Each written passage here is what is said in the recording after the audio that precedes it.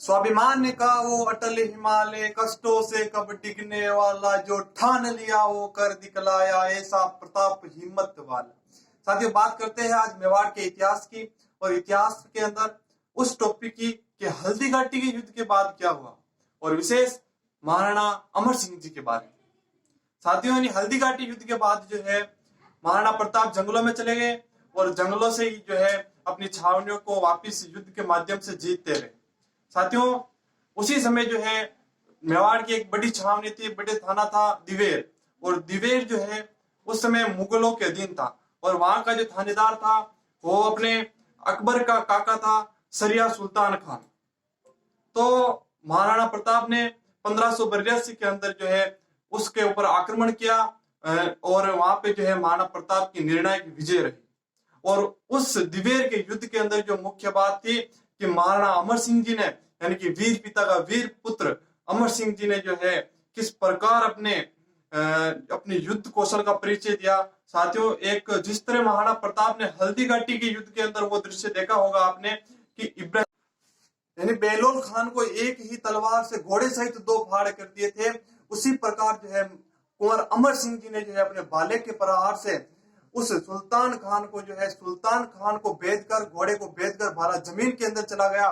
साथियों, आप कल्पना कीजिए कि उनकी बाजुओं में कितना दम होगा साथियों, और उसके अंदर कितनी दया होगी महाराणा जी के अंदर कि जब वो सुल्तान खान धराशायी हो गया था, और धराशायी पड़े पड़े जब प्यास के लिए तरसा कि मुझे पानी पिला दो, तो जो है अमर सिंह जी ने स्वयं अपने हाथों से उनको जो है जलपान कराया। साथियों, जलपान कराते ही वो स्वर्ग सिधार गए, और महाराणा जी की जो है वहां पे निर्णायक विजय रही।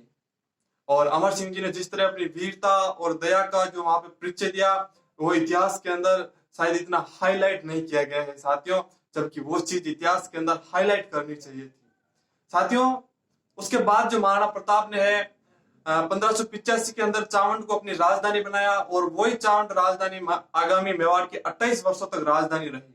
उसके बाद जो है महाराणा जो शांति पीरियड टाइम रहा था, जिन्हें इतिहासकार, और 1585 के बाद जो है महाराणा के कुछ 10-15 साल का जो समय रहा, उस काल को इतिहासकार जो है अघोषित संधि कहते हैं। साथियों, कुछ इतिहास का कुछ ऐसा ही दौर था, कुछ समय का ऐसा ही दौर था, और महाराणा जी जो है 57 वर्ष की उम्र में 19 जनवरी 1597 को जो है स्वर्गलोक सिधार गए। साथियों, आप एक क्षण कल्पना कीजिए कि जिस दिन महाराणा जी स्वर्ग सिधारे होंगे, उस दिन मेवाड़ की क्या स्थिति रही होगी। एक बार आप कल्पना करके देखिए। साथियों, उसी दिन 19 जनवरी 1597 को जो है मेवाड़ के नए महाराणा अमर सिंह जी मेवाड़ की राजगद्दी पर बैठते हैं। साथियों, उस समय जो है मेवाड़ की स्थिति कुछ ऐसी थी कि गांव जो है उजड़े हुए थे, बच्चे अनाथ थे, बेटियां बहुएं विधवा थी। साथियों, काफी जो है दयनीय स्थिति मेवाड़ की थी। तो महाराणा अमर सिंह जी ने जो है सबसे पहले जो उजड़े हुए खेड़े थे, गांव थे, नगर थे, उनको बसाने का कार्य शुरू किया। लेकिन 1605 के अंदर अकबर की मृत्यु के बाद जो है नए दिल्ली के बादशाह बने थे जहांगीर ने जो है खुर्रम के साथ जो है मेवाड़ के विजय के वापिस जो अभियान शुरू कर दिए थे। काफी समय तक अभियान चलते रहे, और उस समय जो है मेवाड़ के महाराणा अमर सिंह जी उनको खदेड़ते रहे। लेकिन साथियों, सिचुएशन कुछ ऐसी थी, स्थितियां कुछ ऐसी थी कि जो है महाराणा को संधि करने पर विवश होना पड़ा।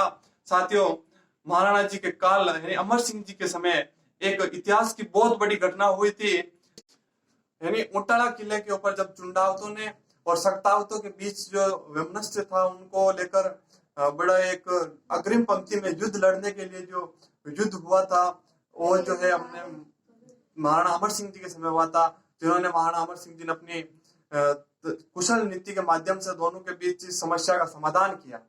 साथियों, जब मैं आपको बता दूं कि 5 फरवरी 1615 के अंदर जब मेवाड़ और मुगलों के बीच में संधि हुई थी, उस संधि के करने के पीछे बहुत बड़ा कारण था कि मेवाड़ की उन्होंने आर्थिक स्थिति, सामाजिक स्थिति को भापा अपने मंत्रियों, अपने सामंतों की सलाह पर। उन्होंने जो है इस मेवाड़ की जनहितार्थ वो संधि की थी। साथियों, वो संधि जो है उनके पुत्र करण सिंह और उनके शाहजहां जहांगीर के द्वारा भेजा गया खुर्रम, दोनों के बीच और महाराणा के बीच इन्होंने जो है संधि कराने में काफी सहयोग किया। साथियों, संधि भी अपमानजनक संधि नहीं थी। वो संधि ये थी कि मेवाड़ के महाराणा कभी मुगल दरबार में हाजिर नहीं होंगे और अपनी बहन बेटियों का जो डोला है वो नहीं दिया जाएगा, और जो है 1000 सैनिक मुगल दरबार में भेजे जाएंगे, और जो महाराणा का जो ज्येष्ठ पुत्र होगा वो मेवा जो बादशाह के दरबार में सेवा हेतु जाएगा। परंतु 1050 साल बाद जब मेवाड़ की जो स्वाभिमानी परंपरा और जो स्वतंत्रता के लिए जो लड़ी आ रही थी, इस स्थिति में जो मेवाड़ कमजोर हो गया था, उस स्थिति में संधि करना अनिवार्य था। और महाराणा जी ने जो है बहुत सोच समझ कर ये निर्णय लिया था। और इतिहास के अंदर वो समय ऐसा था कि मेवाड़ का जो है थोड़ा उत्थान होने लगा। साथियों, 26 जनवरी 1620 को जो है महाराणा अमर सिंह जी स्वर्गलोक सिधार जाते हैं। राजस्थान के एक बहुत बड़े इतिहासकार डॉक्टर गौरीशंकर हीराचंद ओझा जी ने कहा कि ये तो वीर पिता का वीर पुत्र है।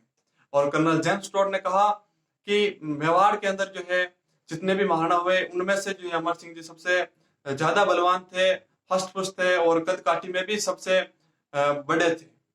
साथियों, अब उसके बाद में कर्ण सिंह जी बने, और कर्ण सिंह जी बाद में जगत सिंह जी, और जगत सिंह जी के बाद 1652 में जो है वापिस राज सिंह जी बनते हैं। और राज सिंह जी मेवाड़ के महाराणा बनते ही जो है वापिस मुगल विरोधी नीतियां अपना लेते हैं, और इनके बारे में कभी आपको और विस्तार से बताएंगे।